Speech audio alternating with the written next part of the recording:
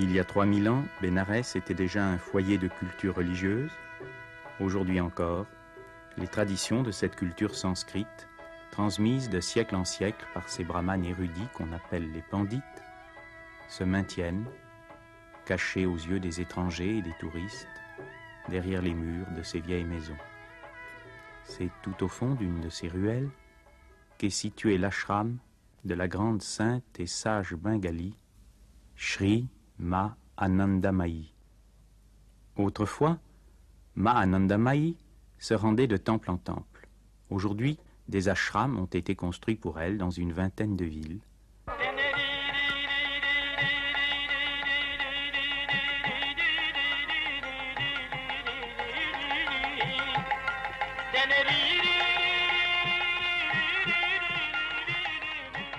Fidèles et visiteurs se pressent autour de Ma Anandamayi pour avoir son darshan, sa vision bénie. Et elle anime de sa présence surnaturelle et de son rayonnement silencieux le chant des cantiques.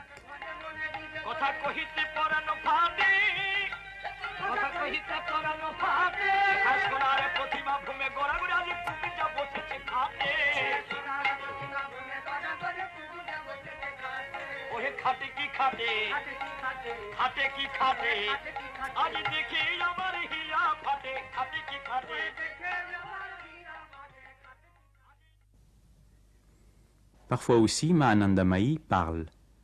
Elle dit « L'effort pour s'éveiller à sa nature réelle est le devoir de l'homme en tant qu'être humain.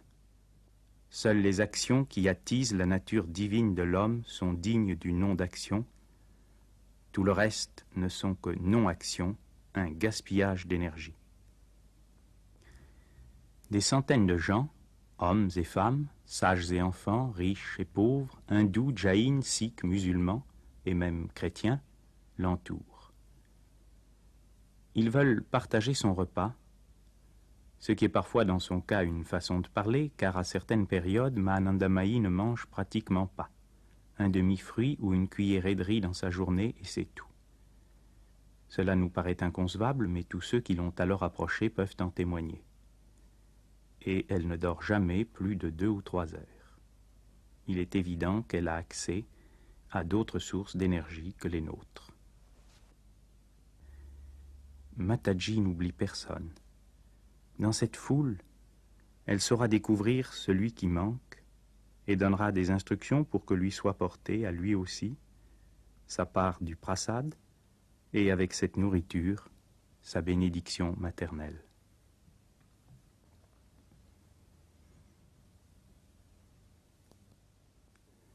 Mais le moment le plus important dans la vie de l'ashram est l'anniversaire de Ma Anandamayi.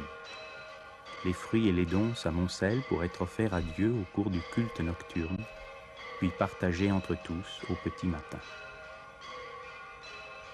La nuit même de son anniversaire, la sainte la passe en samadhi, un état de conscience que nous traduisons généralement par extase, où elle se tourne entièrement vers l'infini, perdant contact avec le monde de la forme et de la multiplicité, et au lever du soleil, elle est reconduite à sa chambre soutenue par ses plus anciennes disciples et suivie par la plus respectée de toutes, sa propre mère. Et quelques minutes après, elle éclate de jeunesse et de gaieté comme si elle venait au monde à nouveau.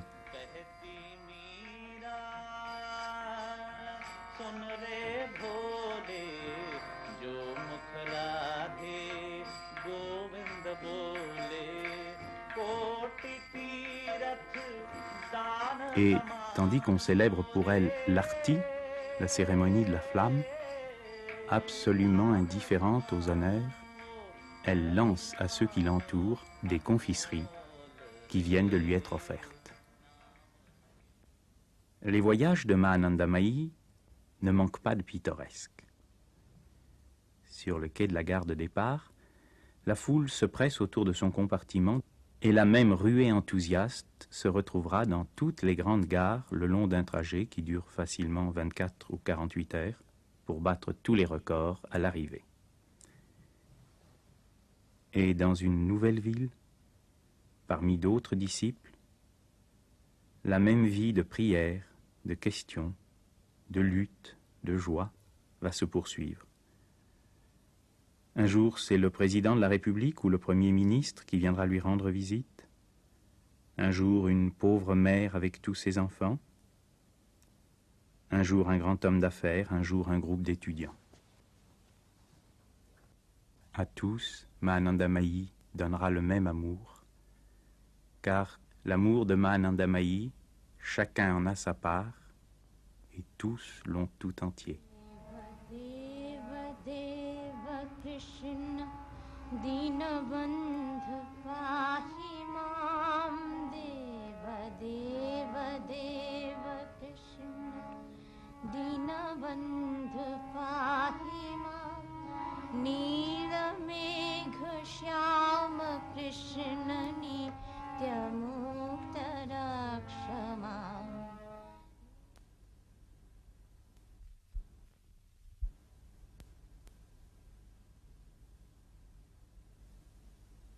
L'essentiel de son enseignement, elle le donne dans le silence et par le silence. Que voit-elle en ce moment? Avec quel monde est-elle en contact? Le vieux maître sikh Hari Baba est venu rendre visite à l'ashram de Ma. Et les invocations de ses disciples ébranlent leur être entier, les obligent à se donner sans restriction, à participer totalement à cette forme particulière de prière.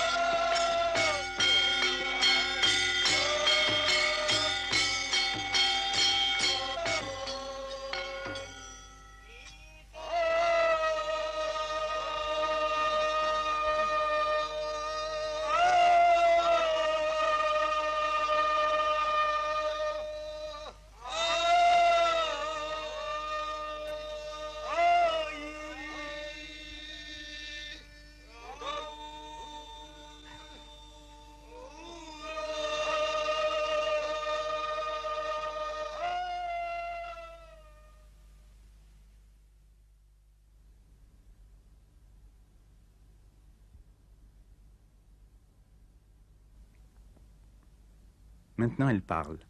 Elle parle avec animation et gaieté. Précise, avec quelques signes sans réplique, souriante cependant, elle donne ses instructions aux uns et aux autres. Elle anime toute la vie de l'ashram, elle a l'œil à tout, elle pense à tout.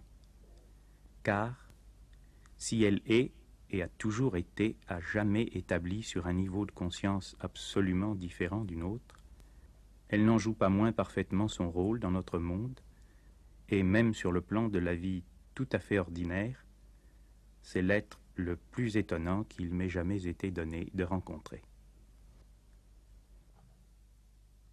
La cérémonie la plus intime qui unit le disciple hindou à son maître est la Guru Puja, le culte rendu au gourou. Les étrangers n'y sont pas admis, et je vous demande de regarder ces images déroutantes avec la pudeur et le respect que peuvent attendre de nous ceux qui m'ont autorisé à les filmer.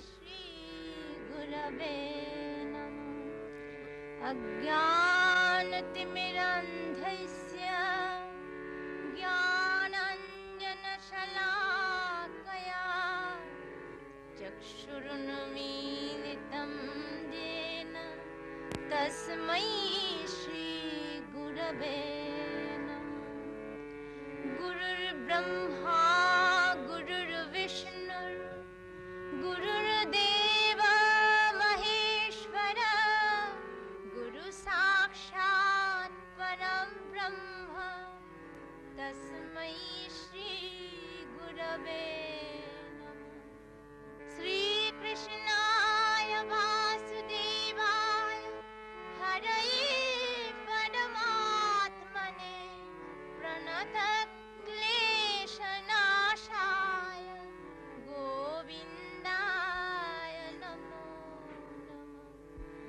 त्वमेव माता च पिता त्वमेव त्वमेव बन्धुश्च सखा त्वमेव त्वमेव विद्या द्रविणं त्वमेव त्वमेव सर्वं मम देव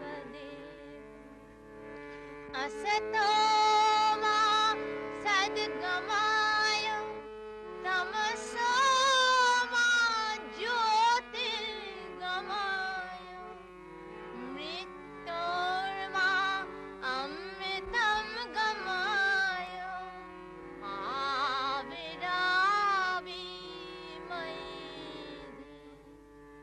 यदक्षरं परिभ्रष्टं मात्रहीनं च यद्भवेत् पूर्णं भवतु तत्सर्वं तत्प्रसादान् महेश्वरी ॐ पूर्णमदः पूर्णमिदं पूर्णात् पूर्णमुदच्यते पूर्णस्य पूर्णमादाय पूर्णमेवावशिष्यते ॐ शान्ति शान्ति शान्ति हरि ओम तत्सत्।